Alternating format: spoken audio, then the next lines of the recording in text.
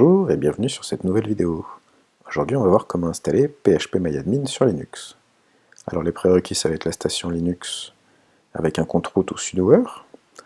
En termes de logiciel il va falloir avoir un serveur web, PHP 5.5 ou supérieur, le serveur MySQL supérieur en 5.5 ou supérieur, et un navigateur web. Pour les étapes, on va se loguer à la VM, on va installer phpMyAdmin et puis on va tester. Alors, phpMyAdmin, c'est donc une interprétation graphique du serveur MySQL qu'on a installé précédemment. Ça permet de gérer bien plus facilement toute la partie database pour éviter de se taper des lignes de commande à rallonge. Donc la vision qu'on a, c'est ça, de phpMyAdmin. Donc le site phpMyAdmin.net. Vous avez de la documentation, hein, toujours. Vous avez main documentation, donc doc.phpMyAdmin.net.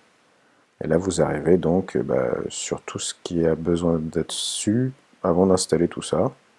Donc les requirements, le serveur web, PHP, la database, le web browser, les installations de différentes provenances, et puis beaucoup de choses et beaucoup de configurations.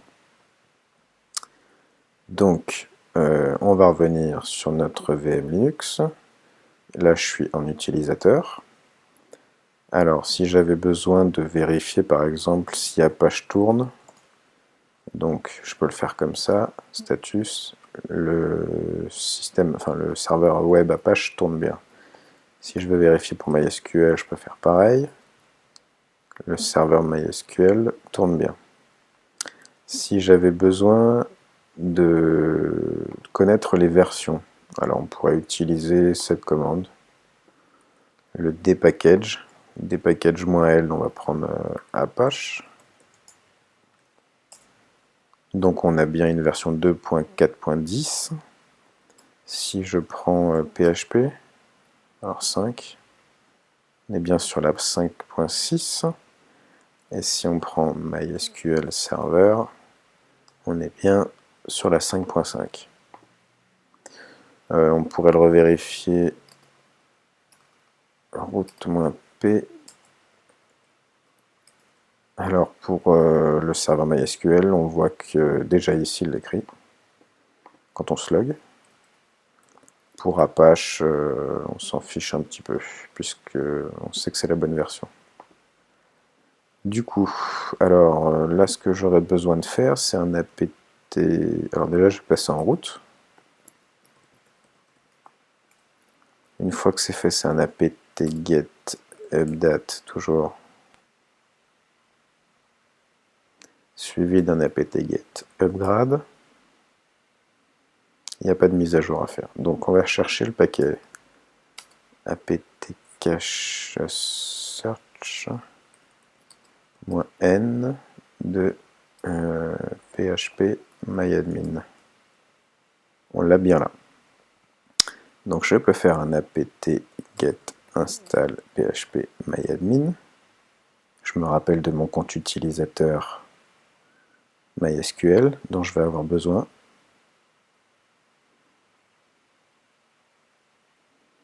Donc il nous demande d'installer 55 MB avec toutes ces dépendances qu'on a là.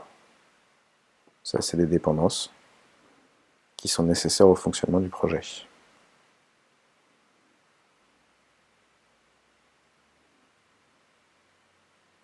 Donc il cherche à savoir quel serveur on utilise. Pour celui qu'on utilise, celui-là, Apache, dans mon cas.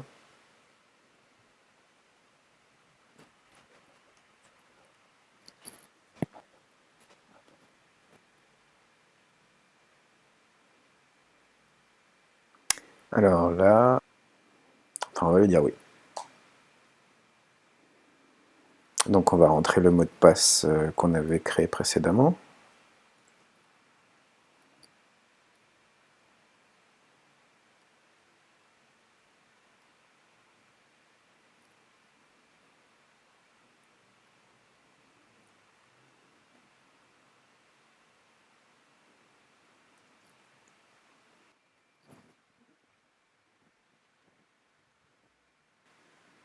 Donc il a terminé l'installation.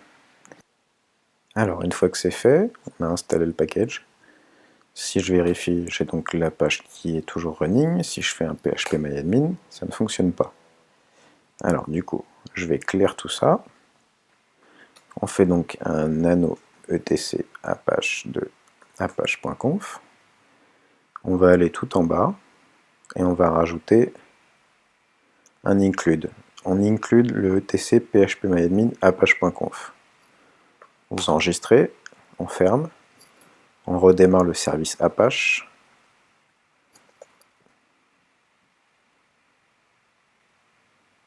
Donc une fois que le service est redémarré, je peux revenir sur mon navigateur. Si je tape l'URL avec php-myadmin, j'ai bien accès à l'interface php-myadmin qu'on vient d'installer. Je me log avec le root et le mot de passe qu'on avait créé précédemment. Donc on a bien accès à l'interface php-myadmin. Si je regarde les utilisateurs, je vois bien que j'ai un utilisateur php-myadmin que je pourrais utiliser d'ailleurs, au lieu d'utiliser le root. On quitte. Et si je mets php-myadmin, je peux également me loguer. Donc l'installation de php-myadmin a généré un autre utilisateur qui va s'appeler php-myadmin et qui aura le mot de passe que vous avez saisi lors de l'installation. Voilà, donc du coup, on va repasser en route.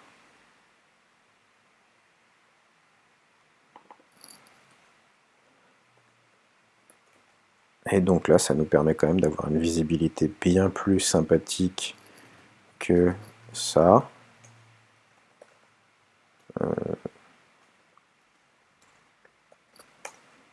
Voilà, entre ça,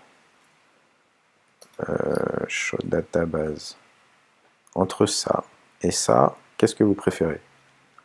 Personnellement, ça c'est sympa pour des petites choses, mais il y a des choses qui sont plus simples à faire là-dessus.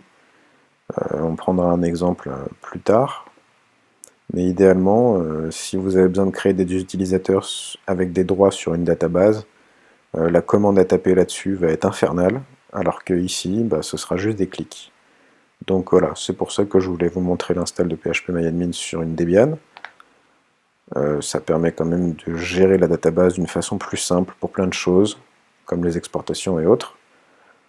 Voilà, c'est toujours pratique d'avoir une version graphique. L'idée, c'est de ne pas le laisser tourner sur une version de production. Donc il faudrait ou désinstaller le service, enfin le logiciel, ou de retirer la ligne de commande dans le apache.conf, enfin la ligne ici. Vous rajoutez ça, et si vous redémarrez le service, ça ne tournera plus. Maintenant, le logiciel est toujours installé. Du coup, voilà, en production, il faudrait éviter de le mettre. Donc voilà pour ce petit tutoriel, assez simple et assez rapide. Donc l'installation de php-myadmin, donc voilà, c'est fait. Et ça permettra de travailler plus simplement pour les prochains tutoriels. Voilà. Donc on a bien installé php-myadmin en route. On a testé ça via le navigateur. Et on s'est bien assuré qu'on respectait toutes les versions. Voilà pour ce petit tutoriel, merci de l'avoir suivi et à bientôt.